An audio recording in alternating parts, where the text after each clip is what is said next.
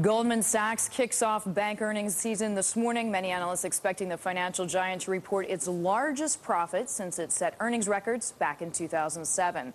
That could lead to record bonuses with their $10 billion in TARP funds repaid. So has Wall Street learned any lessons from the recent financial crisis, or is it back to business as usual? No better person to ask than the man who was known as the Sheriff of Wall Street, former New York Attorney General and Governor Eliot Spitzer. Mr. Spitzer, so glad to have you with us this morning. Thank you. Pleasure to be here. In a recent issue of Rolling Stone, Goldman was characterized as a giant vampire squid wrapped around the face of humanity, relentlessly jamming its blood funnel into anything that smells like money. Right. That was quite an article. Just so it's clear, I did not write that. I've been critical of Goldman at certain points in time. Those are not my words. That article it's was pretty imaginative. It was good journalism and good reading, and obviously not only a conspiracy theory that was very well presented. But that's Goldman's line, that it's a conspiracy theory. But doesn't mean it's wrong. Conspiracies do exist, but also highly critical of the way Goldman has acted in many contexts. Let me begin with an obvious point. It's obviously better that the banks be making money than losing money. It's obviously good news. Better for everybody. Better for their shareholders, better for their employees, better for the economy, better for the world, better for government. It is better to have come through the worst of the financial crisis. The issue in my mind is not whether they will announce enormous earnings today. I think everybody knows that. The question is, what does it mean both politically and what does it mean outside the context of Wall Street? Because I think we have a division here. Wall Street is beginning to come back because the government has pumped an unbelievable amount of money into Wall Street. And whether you believe Taibbi's article and description of Goldman or not, there's no question we as taxpayers have put billions, in fact trillions of dollars into the street. The question is, does that generate jobs, which is the word we haven't heard anything about out in the real economy. You investigated Goldman when you were Attorney General along with the other Wall Street firms. What did you find? What did you think of the company? Is the article fair, unfair? Well, look, Goldman has always tried very hard to create the image that they are better, smarter, and ahead of the curve. They are incredibly smart people, understand the markets, who are driven to make money for themselves, and that is what I think we will see at 8:30, that their proprietary trading in a volatile market where their cost of capital was driven to virtually nothing because we as taxpayers gave them access to capital, they made a bloody fortune. Now, the question is that good for us as taxpayers? Is it good for the economy? Does that generate jobs? Where is their capital going? If all they're doing is going back to proprietary trading, buying bonds and selling them in this volatility, taking advantage of spreads that were really quite remarkable on the trading floor. If that's their business model, but that's all they're doing, then as policymakers, the folks in D.C., Geithner and Summers and the president need to say, wait a minute, this isn't going to create jobs for the future in biotech, in new energy. Their job should be, from a macroeconomic perspective, to raise capital and put it into those sectors that will create jobs. If they're not getting that done, then why are we supporting them the way we have been? Well, but, I mean, arguably, if they make more money, right, in a trading portfolio, I mean, then they are able to hire Depends more where people. it goes. It depends where it goes. In other words, this is the division. We have seen, and I think we saw over the last decade, a confusion between financial services and the economy writ large. The bubble masked what, in my view, was a fundamental transformation, a dangerous transformation, where we were losing the entirety of our manufacturing sector. We created paper profits in financial services that collapsed when asset values, which were dependent upon intense leverage, collapsed. And we are not going to recreate that. And over this course of a decade, we lost the capacity to produce, and hence we are now importing virtually everything. And those factors, yes, the trade deficit declined a little bit last month because we were not importing as much, not that we were exporting that much more. As we became more and more dependent upon foreign manufacturing, the core of our economy dissipated. That is the real risk we face. We were just talking a few minutes ago about a Financial Times report today about Goldman insiders selling shares right after Lehman collapsed. Some curious business there, according to the newspaper. As a prosecutor, something that prosecutors should look into, and should they also be looking at something like Goldman's leverage ratios? Well, the leverage ratio is not a prosecutorial issue as much as it's a judgment call from a regulatory perspective. I don't think anybody doubts anymore that the leverage that was built into the economy over the last decade was simply too much, because when there's a downdraft, everybody suffers, it collapses, and you need to come in and get bailed out.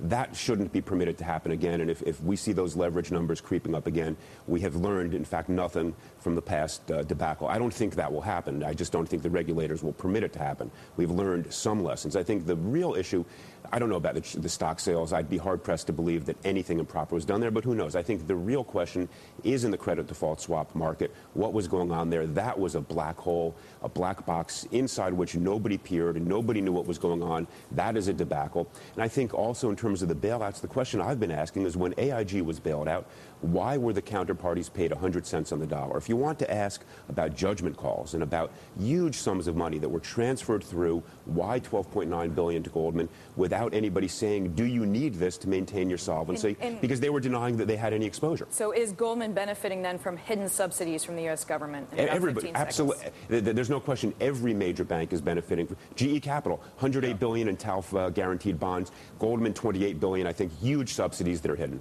All right, Mr. Spitzer, we are back with you right after this quick break. Michael McKee and myself rejoining you in just 2 minutes. We're back now with Eliot Spitzer, the former governor and attorney general of New York. He investigated the financial services industry several times when he was attorney general. We're talking about Goldman's earnings, and just before the break, talking about what that may mean for compensation. They're setting aside record compensation reserves so far this year. Should we care? They have paid back TARP. Well, TARP was only one of the many subsidies that Goldman and the other investment banks got. The guarantees in terms of their issuance of debt have driven their cost of capital way down. And what people don't really focus on is that the way banks make money is the differential between what the cost of capital and how they invest it, and the spread between those two these days is enormous because the taxpayer is guaranteeing their access to capital. General Electric has, I think, $108 billion that it's issued in government guaranteed debt. Goldman, I think, $28 billion through another fund. So really, we as taxpayers are subsidizing them. And so when they make these enormous sums of money, $700,000 per employee is what we're being told on average, taxpayers are subsidizing that. Now, the question then becomes, how does all this play politically? Put aside the regulatory issues for a moment. This could be a political explosion when members of Congress say, wait a minute, we have just given money to Goldman Sachs so their employees are making $700,000, and I've got auto workers, I've got people who serve coffee in the diner out of work because there's no money in the economy, unemployment hitting 10% soon, job losses last month, 467,000, and at a point which we simply haven't seen when you really aggregate those who are near unemployed, numbers we haven't seen since the Depression. But do you think government officials understand what it is like to run a competitive business? Most of them don't. Most of them don't, but they do understand right now the anger and the populist rage that is brewing in the larger country because they're looking at Wall Street saying, these guys created the problem, these guys have been bailed out with trillions of dollars with a T, and now suddenly they're back making their bonuses and we're unemployed. And you know what? The public is right. In other words, even though there's just a populist rage, and rage doesn't usually generate clear thinking, in this instance, the public is right saying, wait a minute, we have bailed out the people who created the problem. We haven't addressed the underlying problem, whether it's healthcare, energy efficiency, smart policy, to create a manufacturing base. And somehow the public is saying there's something amiss right here. And they don't see, frankly, they don't see anything changing sufficiently in policy to give them comfort. Well, obviously, people may be going for the pitchforks. We'll have to ask you in just a second what they do about that. Right. We have to take a quick break, though. We'll be back with Eliot Spitzer, more with the former Attorney General and Governor of New York, coming up in just a moment on Bloomberg. We're back now with Eliot Spitzer, the former governor and attorney general of New York. Just before the break, we were talking about people maybe getting angry about the big earnings that some of the Wall Street firms are going to report, particularly Goldman Sachs, given the financial crisis. You were the sheriff. You rode off to Albany, and we got right back into scandal. Now, the administration is proposing new regulations, an overhaul of financial regulatory operations. What do you think of what they're doing? Is that going to do the job? I may be a contrarian on this. I don't think it matters a great deal, and here's why. The regulatory agencies already had the power to do everything they needed to do. They just affirmatively chose not to do it. The Fed has always been a systemic regulator. The SEC has always had the capacity to look at the books of every bank out there. The New York Fed in particular failed to do what it should have been doing to look at the capital and the leverage ratios of the various banks.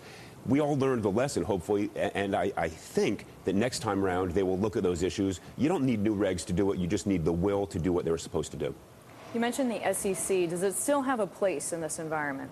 Of course it has a place. I think it failed for 25 years to understand how the markets were changing and to look at fundamental issues.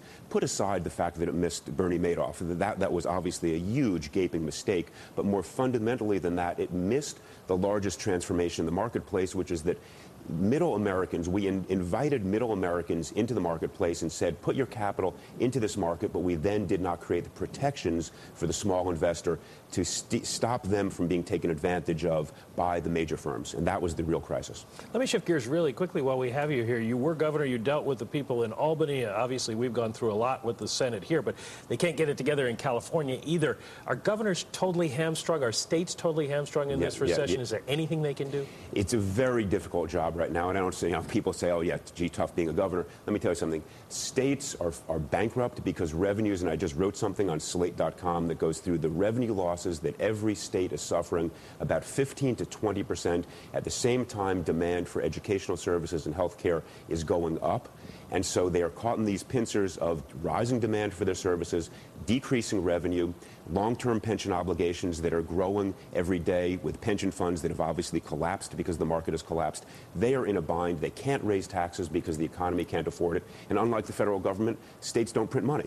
So it is almost an impossible political position to be in. We all know that zero-sum games are very, very difficult. Governors have a very tough go of it. Great governors, John Corzine, Arnold Schwarzenegger, intensely unpopular right now because they're trying to work through a very tough situation. You mentioned writing for Slate. We know you're working with your family's real estate firm. What's next? Oh, these days I get to spend time with my wife, my 3 kids, our 2 dogs. It is work in the family business, do some writing, get involved in some philanthropic activities. Life is much more peaceful. I miss the fray of politics, obviously. Miss the ability to try to contribute at a time of real crisis in terms of policies. But right now, things are more peaceful for me. Okay. Thank you very much, Eliot Spitzer. Thank you. Former governor and attorney general of New York. Thanks for being our guest this morning.